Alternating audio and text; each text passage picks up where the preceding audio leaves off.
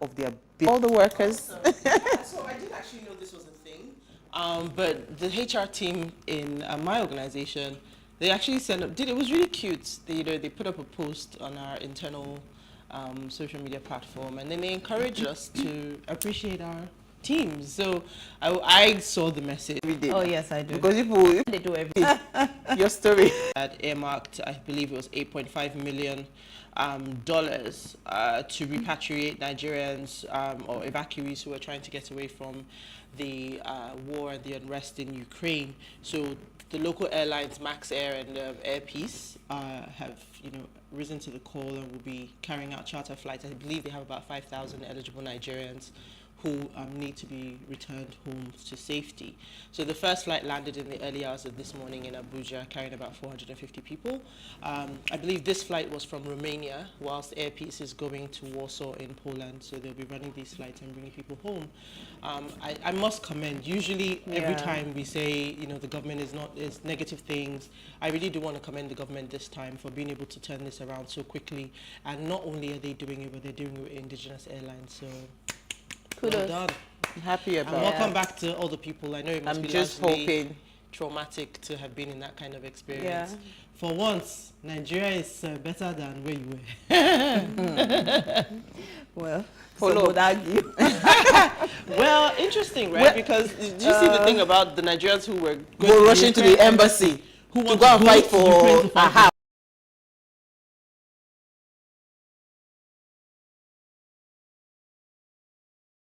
About desperation, he actually believes in this in the fight, actual and fight. he wants to go and fight for Ukraine and come back home, and he believes he's not going to die. So wonderful. We're praying. Kudos to him. Interesting people. Your story, Manny. Okay, so Russian war. 4 things Ukraine returnees need to cope in Nigeria. So the first batch of Nigerians stranded in Ukraine due to the ongoing war in the European country arrived at Abuja on Friday morning. Though they can now heave a sign of relief that they are out of the woods and safe, many of them, especially those who have lost their jobs as a result of the crisis, may be worried over uncertainties that lie ahead in the coming days. So the battle to put the traumatic experience behind them on return to their home country here. So now we have 4 things that they need for gradual reintegration into society. The first one is the psychotherapy care. Some of them may be on trying to separate themselves from others, all because of the psychological effect. They need psychotherapy because of the war they have experienced and because of the socioeconomic factor in terms of how they met the countries. The second one is emergency care, such as health, feeding, and temporary accommodation for returnees who might not be able to reunite with their families immediately. Then we have the third one being determination. So this is the will to survive and make it against all odds. Then the fourth and the last one is the social support. So the government may have to find means of stabilizing the returnees, many of whom have returned to the countries unfulfilled after leaving the country to Ukraine in search of greener pastures. And then we see that most of them had to sell lands, houses, cars, everything just to go to Ukraine. And now they've lost everything in Ukraine, maybe, and they have to come back home. So it's going to affect them, Life can be risky. Very, very Life risky. is actually a risk. In fact, so the president returned today after attending United Nations Environmental Program in Nairobi, Kenya. This is contrary to the plan in an earlier press statement from the presidency that stated that the president was proceeding to London for a medical checkup. Now, President Buhari has returned to Abuja after his participation at the 50th anniversary of the UN Environmental Program in Nairobi, Kenya. A presidential aide that Buhari Salau posted on Friday. However, in the statement by Femi Adesina, the media assistant to the president, Buhari was expected to spend 2 weeks in London for a medical checkup. So, how the switch happened, we do not know, but we're happy to have him back. Yeah, it's FYI. Uti, why are you eyeing me? No, we just want you to just say things the way they are. Don't call my name, please. No, but you know the one shouting yesterday. No. See, we will keep on talking. Don't come They should be anymore. coming back. Let us all be in the Nigeria together. We want to be seeing each other's face. Yeah. So the question is, if it's in Nigeria, if it's in the UK, how does it change anything? I know it doesn't, but be in Nigeria. Let's be seeing our face. Let's be looking at each When other. he's in Nigeria, do you see his face? I don't. It doesn't matter, but we know that It it's in doesn't Nigeria. make any difference. It doesn't make any That's why I difference. said that. Don't come anymore. Don't come anymore. You'll be all right. All right, so we'll take a break now. When we return from the break, we want to talk about partnerships, right, in Nigeria. Why partnership fail. It is engagement we need to have. Those who suffer miscarriages are never taken into account. Members of the National Assembly are also influence peddlers. You are sitting on Nigerians' money. From the barbing, I pay my rent. On the barbing, I send my children to school. A consultative engagement. No any tangible notification before they ban us. It's one thing for people to be at your back and the heat of the moment, and another thing for them to still be with you when push comes to shove. I will do everything to take Lagos out of the national grid.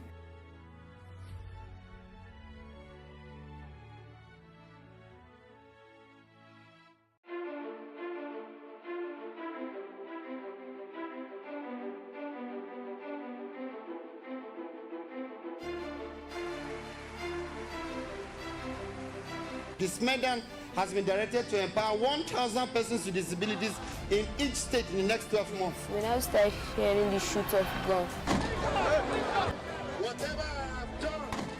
Every public policy has winners and losers, and some will not be very happy with you, while others, usually the silent majority, will be quite happy.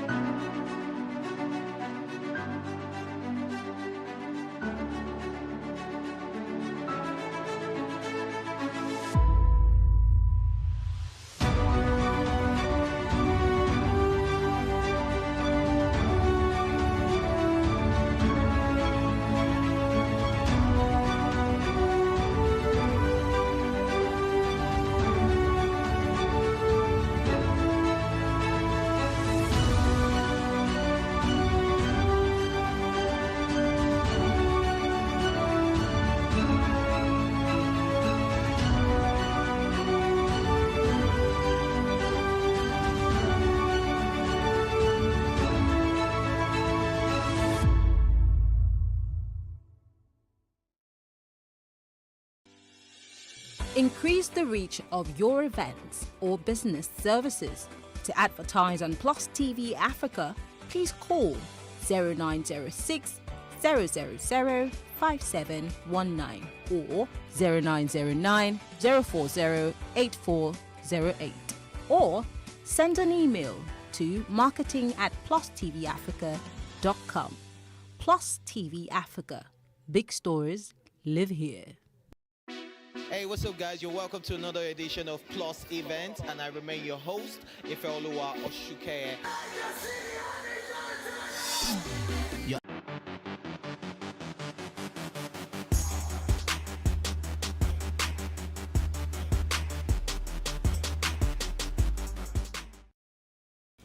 Thanks for staying with us. Now, a business partnership may arise when two friends or people come with an idea, or even when two people in a marriage work together.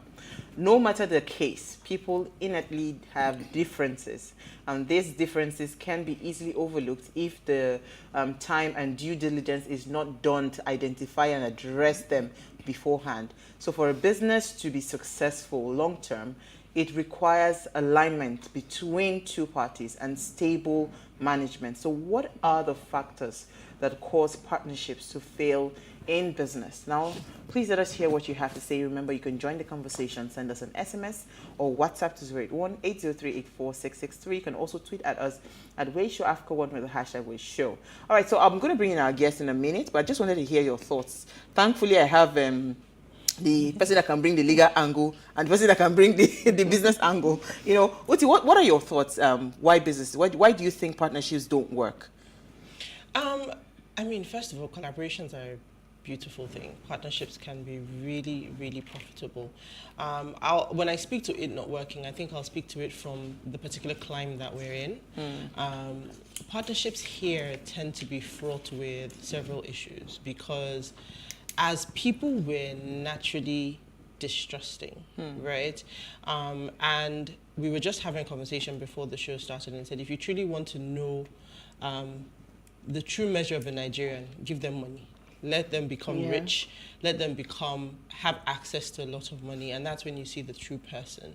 And that, for me, is some of the challenges that we face, that, you know, we start this hustle together, we're all, you know, we're on the same page, and then as soon as money starts to come into the picture, people start to change. So it's so important for me that people align on values, because whatever you're doing, you have to have the similar sort of principles. It's just like in marriage. You can't, you know, they say opposites attract, but eventually, you know, when things like money come into the picture, it causes problems when, you know, there isn't accord. So for me, the partnerships that I've seen that have had issues, it always is a point in time where the partners realize that their values clash, their principles are not aligned, their visions for the business. Typically, one person has the dream, another person comes in, and I'm just in it for the money. I'm in it for the money. You see the big picture. So it's something that should really, really work, but when done right, and I think that a lot of well, you see these things happening every day for, you know, a number of reasons, like she said, unaligned goals, lack of trust, unaccountability.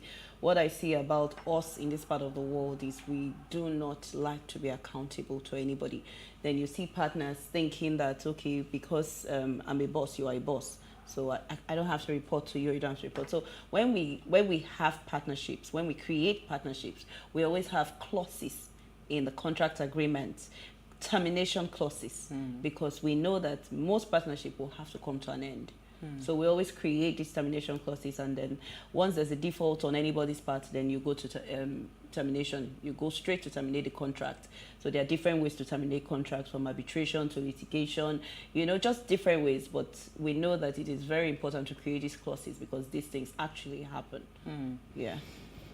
So I just feel like sometimes when why partnerships don't work is because somebody at the end of the day gets very greedy. You start to change goalposts. We've already agreed on certain terms, even when there's a contract on ground. We've already agreed that these are the things that you're supposed to.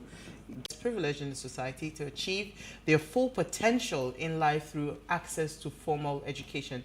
As a practitioner, Raji's recent achievement includes growing an ICT company from a startup status to becoming among the top 10 ICT firms in Nigeria within 5 years.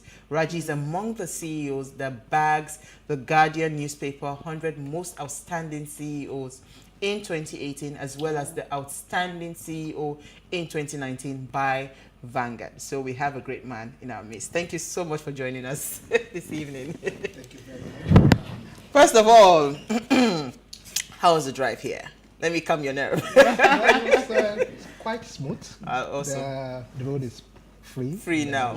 No fuel scarcity. Yeah, there are no fuel at the filling station. So there's no basis for the queue queues and for anymore. traffic. Even now, 100% of 10 naira.